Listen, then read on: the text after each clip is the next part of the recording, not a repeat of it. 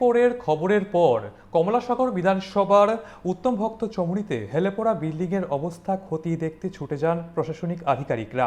সদর মহকুমার শাসক মানিকলাল দাস জানান, পূর্ত দপ্তরের টিম সঙ্গে গিয়েছিল। তারা সবকিছু খতিয়ে দেখে বিস্তারিত রিপোর্টটি দেবেন, তারপরে চূড়ান্ত সিদ্ধান্ত নেওয়া হবে। তবে মৌখিকভাবে পূর্ত দপ্তরের টিম নাকি জানিয়েছেন বিল্ডিংটি ভেঙে ফেলতে হবে।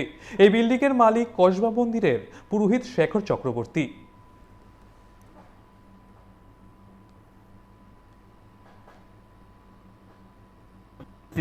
বিশেষ করে আমাদের পিডব্লিউডি টেকনিক্যাল টিম, যেটা এক্সিকিউটিভ ইঞ্জিনিয়ার এবং দুজন এসডিও সাথে ছিলেন, কারণ টেকনিক্যাল অ্যাসপেক্টটা ওনারাই দেখেন এবং ওনারা একটা কমপ্লিট রিপোর্ট আমাদের দিবেন। কিন্তু অ্যাপারেন্টলি যা মনে হচ্ছে বা ওনাদেরও ভিউ যা, যে বিল্ডিংটা আনস্টেবল, তো এটা সেফ না থাকার জন্য ওদের ফাইনাল রিপোর্ট পাওয়ার পরে আমরা ডিসিশন নেব। তবে মোটামুটি বোঝা যাচ্ছে যে এটা আনস্টেবল এবং এটা ডেমোলিশ করতে হবে।